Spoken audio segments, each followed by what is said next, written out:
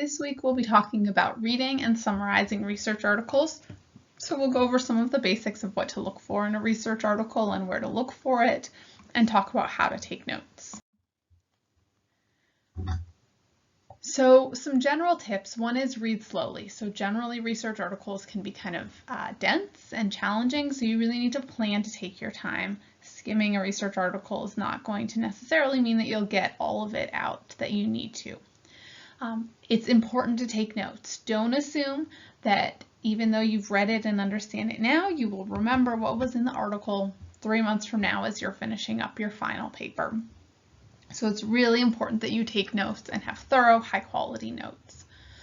It's also really important to organize your notes by source. So this helps you keep track of where you got ideas, it helps you avoid plagiarism, and make sure that you're citing sources appropriately.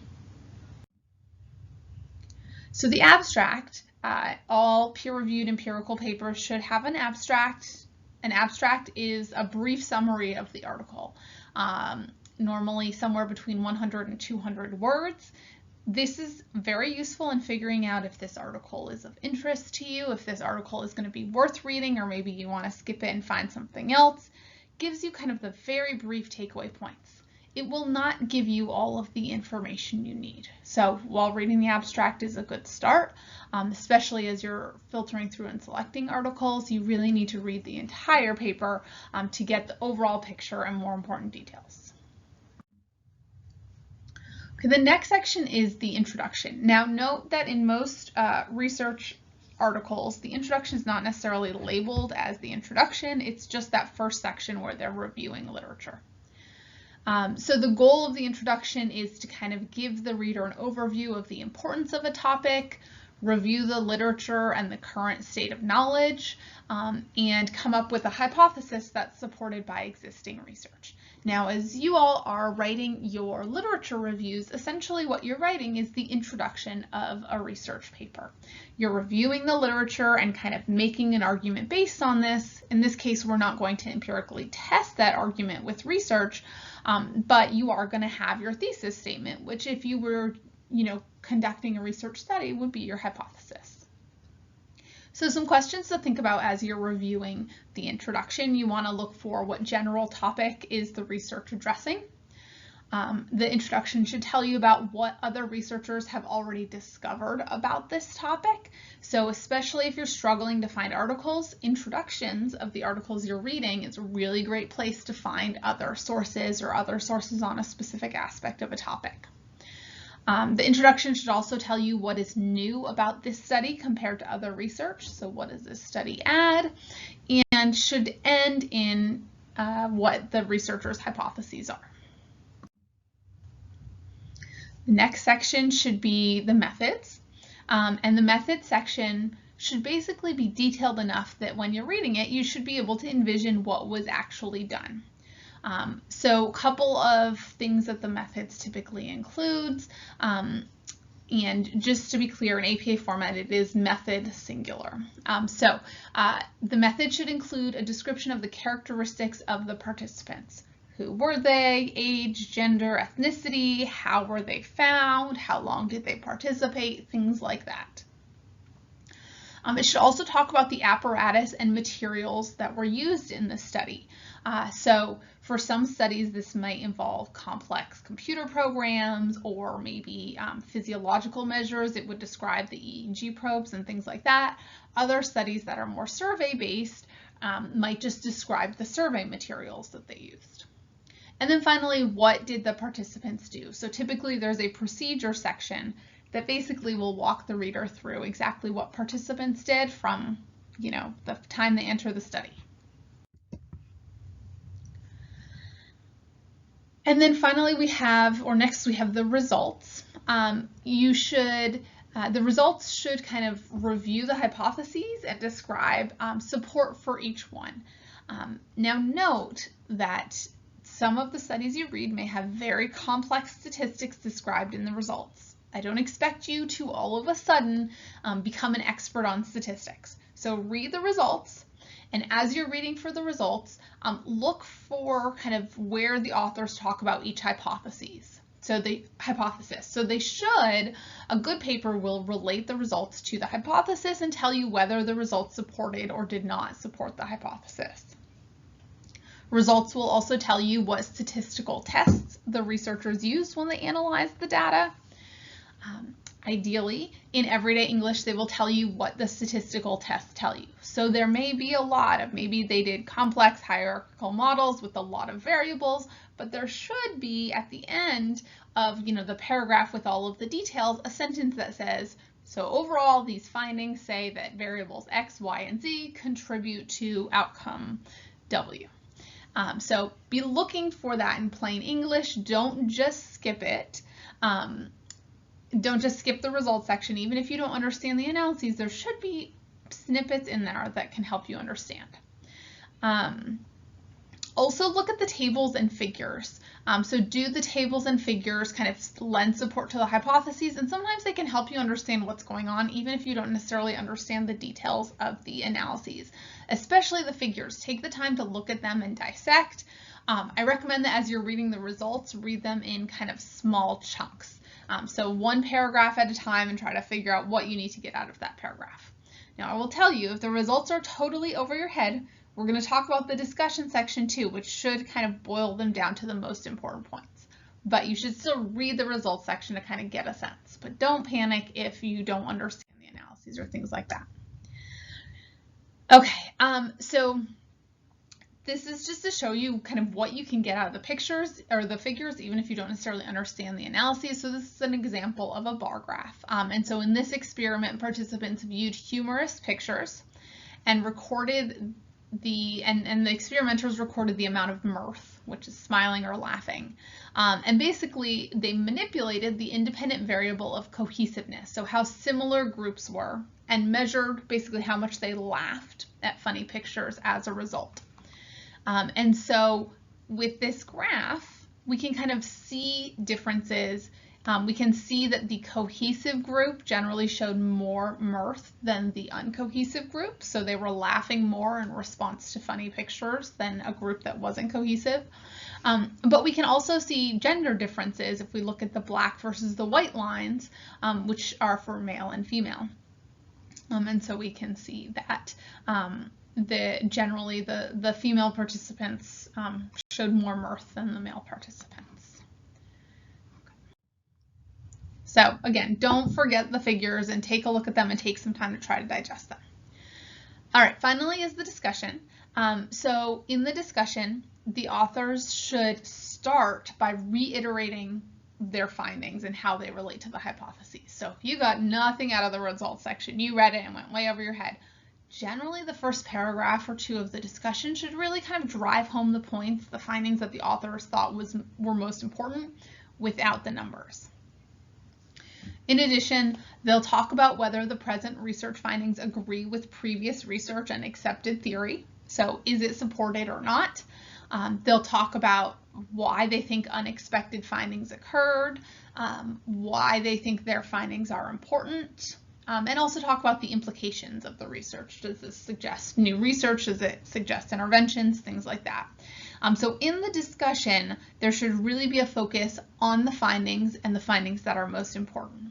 So this is really where you can get that bigger picture of what happened if you found that you struggled to understand the results section. We've talked about references already, but the references list is, of course, the full references that were cited in the paper. And again, this is a great place to track down research that you didn't already know about.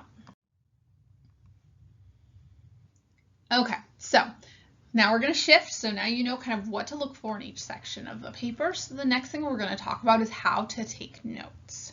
And so a couple of things that you want to be thinking about. First of all, you want to identify kind of the main topic and research questions. This is going to be a really kind of quick way for you to say, all right, what was this article about? You want to take notes on methodology. Now, when we talk about methodology, the things that are important are not that 536 participants who were, 18.5 to 19.5 participated in the study. Instead, you want to think about bigger picture things. Was it with college students or high school students? Was there a specific demographic characteristic they were looking at? Did they do surveys or an experiment or physiological measures? Those are the kinds of things, the specific questionnaires that were used, that's not really going to be relevant. Instead, what you want to know is what constructs did they measure, right? What variables were they looking at? If you say, this study used a survey to measure depression, that's going to tell me a lot more than telling me, okay, 415 participants took a 36-item Beck depression inventory. That's a lot of information I don't need. The things I need to know is it was survey measures and it was to measure depression. So keeping that in mind, what are those big picture things you need to include? That's what you want to take notes on. Other things to take notes on: the thesis, the conclusions, and any recommendations they make. So this is going to be important, especially from the discussion. So when you're in your literature review, what you're going to need to do is take the findings from these research articles and kind of combine them. So you want to make sure that in your notes from each research article, you have kind of the key bigger picture takeaway points, and that's going to be really important. You don't need the details, specific numbers, specific mean differences between groups. What you want to be able to say is, hey, that cohesive group laughed more than the uncohesive group. That's the big takeaway picture. And so keep that in mind as you're taking notes, that you have that takeaway message listed. How useful is this article to your research? So some articles are going to be kind of central and really, really important. Some articles you might just use as a reference to find other sources, or you might focus on parts of the study, but not all. So just because you cite a study doesn't mean that you need to include every detail of it. Maybe a study looks at the influence of depression on social relationships and academics, and your paper is only on academics. You can ignore the social relationships part. You are not obligated to include every single aspect of the study. So when you're taking notes, you want to make note of how you think it's helpful. Did the introduction just give you some basic definitions that are useful, but the study wasn't really relevant? What were the methodologies great or terrible? Those kinds of things, how you think you might use it. You also want to make note of specific definitions or key ideas. Again, the goal when you're taking notes is to paraphrase so that you are avoiding plagiarism. But if you have specific definition or something like that, then you might take your notes as direct quotes, but make sure you indicate it with quotation marks and that you record the page numbers. But again, use these sparingly. The vast majority of your notes should be paraphrased. Okay, so a couple of different strategies. The one that I really recommend is using an Excel file. This is what I personally do when I'm starting a research project. This is what I have my students do. And so in an Excel file, basically each row is one article and each column is an important piece of information. So what specifically you need from each column might differ, but you definitely want to have one column with the APA style reference, maybe one column for each section, and have a column for the relevance to the topic, so that for each article that you've read, you can quickly say, okay, here's what they found in the introduction. Here were their key methods. Here was their main findings. Here's their discussion. Oh, and I made this note because I think this is relevant to my topic in this way. So this is what it looks like. This is from, the summary that I made for an article that I was writing. And so you can see that I have a reference column. So I have the full text reference. I've got some notes on from the introduction. For the method section, I wanted to make note of participants. This was a developmental study, so it was important to note how old the kids were. If you're dealing with something with adults, it'll be less relevant. The constructs, so the variables they measured, the measures, the results of the study, and note, again, for the results, I don't need specific numbers. That is not relevant. I need to kind of the key takeaway points in my own words. Where were the differences? Or where was the correlation, the discussion, and then thoughts, right? And these thoughts are just for you. So weird measures of adjustments. That's a valid thought and something that I wanted to make sure to critique in my paper. Your thoughts might be, this was awesome, or this definition is a really great definition. This is really similar to what I wanted to do, but making sure that you have a spot there to put your reactions. Okay, so I really recommend that you try this strategy because it's really useful in terms of going back and having all that same information for every source. Another strategy you might try is an annotated bibliography. So with an annotated bibliography, you're going to start with an APA style reference, that full text reference again, and then you're going to write basically a paragraph long summary, 3 to 4 to 6 sentences. And you're going to address the same things that I put in my Excel file, but you're going to do it in paragraph form. So you want to talk about the questions addressed by the article, the methods that they used, their thesis, conclusion, and recommendation. So make sure you get all those in there. This is part of the reason why I like the Excel strategy, because you can make sure, okay, I have something in my box for the introduction, I have something in the method column, and so on. But you want to make sure you have all this. You need to make sure that you're not just taking direct quotes. You need to put it in your own words. So paraphrase it. And then a couple other things, once you have kind of the overall summary, you also need to include kind of just a note or a couple sentences about the usefulness for your research goals. And if there are key terms or definitions that you want to include, you might pull those out, put a page number for those. So you can see it's the same information, just in a slightly different format. So here's an example of what an annotated bibliography might look like. We've got the full text reference here. We've got a summary in their own words. This is a pretty detailed summary, especially if you have an article that you think is going to be really important. You might end up having a summary that detailed. Here they pulled a direct quote. Again, use these sparingly. And then down at the bottom here, we have the comments or the thoughts. Here they put kind of some criticisms, but they also, that last sentence, supports the auditory method of teaching hearing impaired children. So they have kind of, you can see that they're thinking about how it fits in with their thesis or other theories that they're addressing. Okay, a final strategy is index cards. This is recommended in your textbook. I don't really recommend it. I'm listing it here just so you know it's an option. It won't work for the 2 note-taking assignments you need to do because you have to submit something digitally.